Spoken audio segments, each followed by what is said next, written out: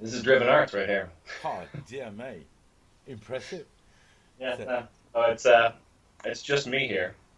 So I don't know if you're aware of this, but we are 100% fully remote, distributed around the globe. A couple of us used to share an office, but we actually split up because we figured it's actually better for productivity, especially the programmers. They like to be left alone. So now we all work from home.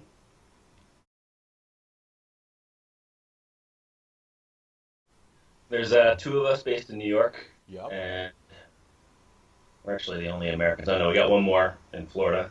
We got a couple in Europe, all over, a bunch in the UK, and then two guys in Australia. I think that covers it. And Okay. it's probably five or six people who are really full time right now, and then a smattering of contractors that kind of come and go as they're needed. Okay. I mean, really, the way it worked is it started out as a kind of a hobby project of George, our lead programmer, and as he progressed it along, he'd show the project to people and try to get them interested. And kind of one by one, it started to pick up momentum as we got more people on board.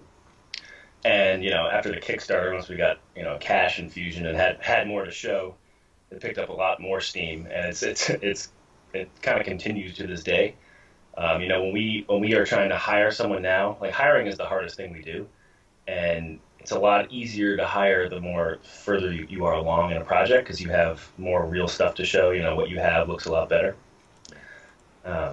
So that's kind of been the evolution of the project over the last 3 years now.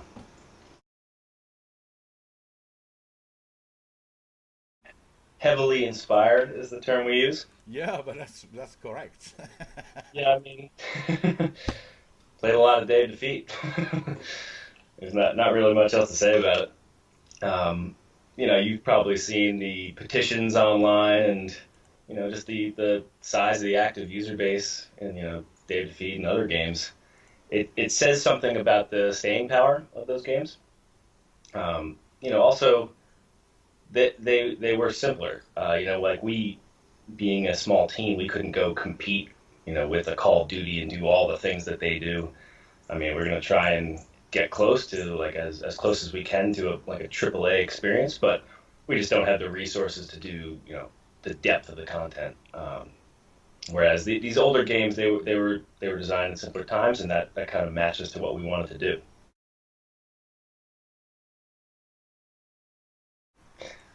Game dev is super easy, regardless of what anyone tells you. It's real fun. No, like I mean, actually, the development of the game, I'd say, is the easy part for us. Just sitting down and being able to, sit at a computer for 10, 12 hours a day and bang stuff out is not hard in a way. It takes a lot of time and it's a lot of work. But the hardest part, the hardest part was the Kickstarter. The harder parts are actually, engaging with the community and devoting time to that and doing the marketing and stuff and launching a product, for instance, is incredibly difficult. It's a lot of work from a lot of different skills and work streams. Um, so everything has been super enjoyable except for putting it out into the world. When you put your kind of heart and soul into something and then you have to put it out there in the public for people to critique, that is tough. So Yes.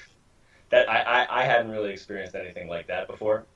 But at the same time, the things that are hard are what make the game better. That's kind of why it's been our philosophy kind of from day one to get stuff into people's hands earlier, probably when it's not even ready.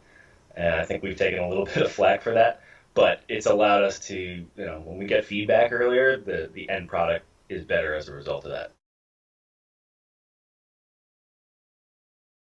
Oh, absolutely. I mean, not hitting a deadline is it's not uncommon in this industry, but it's not something you ever want to do. There were a couple of factors that led us to that decision. One was, when we had our Kickstarter goal was to get us to early access. We ended up getting a bit more money, and we were able to raise more money from investors because of that. We had proven that concept. We now have more to work with. So, for instance, we are just about getting through the portion of the Kickstarter funds in our budget right now, and now we're moving on to the match that we said we'd put up. So we didn't need to release. We heard plenty of stories from other developers saying, like, if you have the money to keep making it better, you should do that instead of putting it out there. So there was that. We also, as we developed over the summer, we brought on a bunch of like really talented new artists, and we kind of changed the bar for what our goal was in terms of quality. I think we learned that we could make something a lot more polished than we had originally set out to do. The only downside of that just being it would take a little longer. So, I mean, at any given point, there's thousands of different factors that we're weighing to make a decision like that. It's not just like we didn't just get to August and say, oh, we're not ready at that point. There are a bunch of things, and it really comes down to what's best for the game, and what's best for us as a studio, because we do want to be at this for several years. So we're not thinking short term, even though people are bashing our door down, telling us to release to early access right now.